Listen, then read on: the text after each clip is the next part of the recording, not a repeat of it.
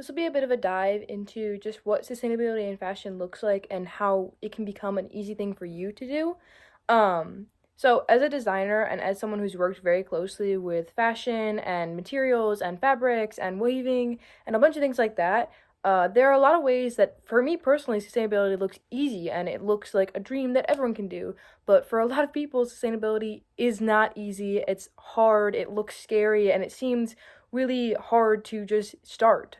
But there are a lot of simple ways that sustainability is starting to eat away at who we are as people and the society that we're really walking into. I talked about it a bit before in this class, but there's a lot of ways that I'll probably touch on again and some new ways that I'll introduce to you. One of the biggest things that I've talked about is single use fabrics or single use pieces. Um, there is a lot of single use plastic and single use things that they talk about for recycling or for trash or things like that that you are all aware of. Single use plastic is like the wrapping on maybe a bath bomb or a product that you're buying, or it is the piece of plastic that you take off of your food before you eat it, stuff like that. It's single use, and after you use it, there's nothing else you can do with it. So you trash it, you throw it away, you recycle it, and it never gets used again. But oftentimes that can be applied to many, many, many other places. It can be applied specifically for me to fashion. There are a lot of items in fashion that are single use. I could think of mostly big event items for women specifically because you buy a lot of them and they never get used again. For men, it's a bit different because you have one or two suits and you just wear them over and over and over again for formal events, special events. It's really a much more lax dress code, but for stuff for girls, homecoming and prom and graduation, you have to have a new, different dress each time, and each time it gets vamped up. It's not necessary, but it's the society we have been raised in, specifically in America, because it is just how everyone goes. I'm not sure how it's done in a lot of other countries, but specifically prom is one of the biggest ones. You buy a prom dress, it's this big, extravagant, floor-length dress, maybe it has a bunch of jewels on it, maybe it has a bunch of feathers on it. It's this big thing, you wear it one night only, and then you never wear it again. And it's something that a lot of girls don't know what to do with after the fact that they have worn it. It's hard to donate it because that was probably a very expensive dress. Most prom dresses can run from $100 to $1,000, and they're not something you want to just get rid of at a Goodwill or a Salvation Army. It is a great thing to do, so that the next time someone else wants to buy a prom dress, they don't have to spend $750 on some massive extravagant dress.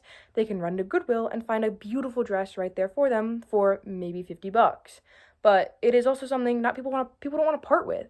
It's something that they'll put in a box in their closet and they'll let it collect dust for many, many, many years. I think my mom still has her prom dress from when she was in school, as well as her wedding dress, but that's a bit different. Um, it's something that it's hard to not buy because for girls especially and for someone growing up in America, it is a big, big thing. Everyone talks about when they're a kid, prom. Like that's what everyone like grows up wanting to do, or at least a lot of people want to do that. It is the one night they want to be extremely extravagant, extremely wealthy with what they are getting and what they are wanting. And a lot of people have a perfect image of what they want to get, but you will never ever use that dress again. You may use it for a big extravagant party if it's a more simplistic dress, but a lot of people go all out for that dress. And it is hard to just tell someone, don't buy it, don't go to prom, get rid of it, because I wouldn't do that. If I'm going to buy a prom dress, I would want it to be expensive, and after I use it, I don't want to get rid of it. So the problem becomes, what do you do after the fact? For me, it's easy. I can either make a prom dress or scrap the fabric that I use. Because while I do love my prom dress, I know I can turn the fabric into something I will use and wear much more regularly and on the daily. For other people, they don't know how to sew. They don't have experience with a sewing machine, even with a sewing needle, and they don't know how to just properly scrap fabric. They don't even know how to hem a dress or what hemming is. So it's very hard to figure out what to do with stuff like that after. But there's also homecoming dresses and graduation dresses and things that get very, very extravagant very, very quickly, and people don't know what to do with the stuff after it. So it's very hard to say just, oh, don't buy it, because you wouldn't do that. I'm sure there's somebody out there who would not want to, who would skimp out on not wanting to buy a prom dress or not wanting to do stuff like that. But it's something that a lot of people just don't want to do. I personally want that prom dress. It's a big thing that I've been looking forward to. So, sustainable fashion is something that a lot of people can see.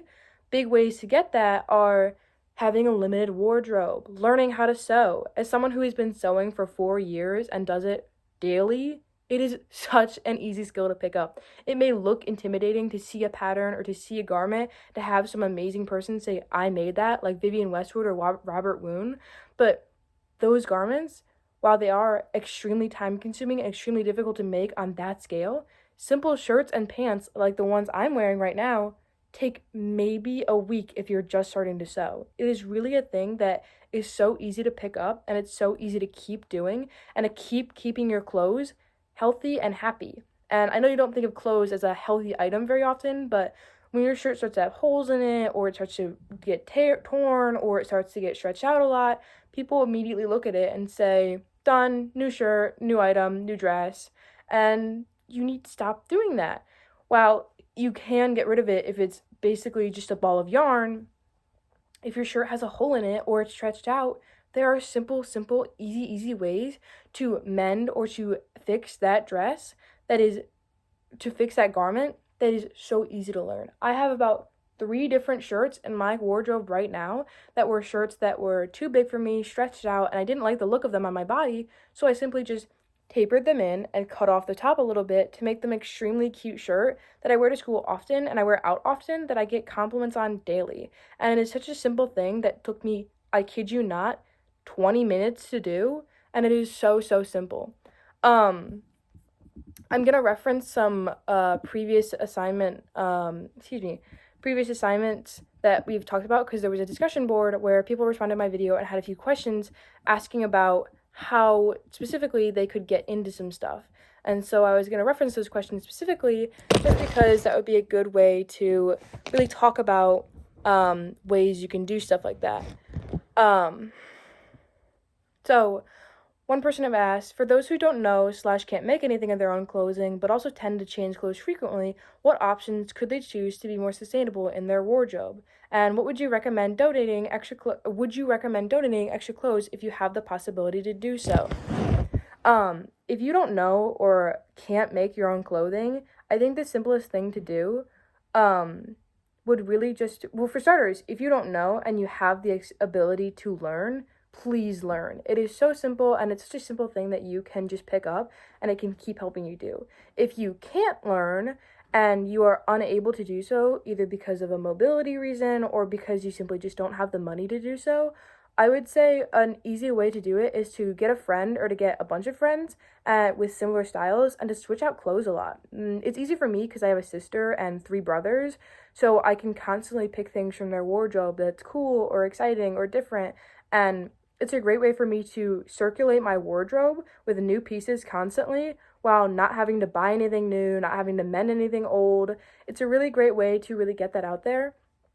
But I would also just say it's always good to limit what you are wearing and what you are buying, because while you may think you need 40 new dresses and 3 new shirts and 20 new shirts, it's oftentimes unnecessary and people end up never ever wearing those pieces. I have in my closet right now a lot of pieces that I never ever wear, and this summer before I go to college, I intend to clean out that closet and to get rid of the pieces that I know will never be worn again, and to donate them or give them to my sister or siblings so I know that they will have a life again.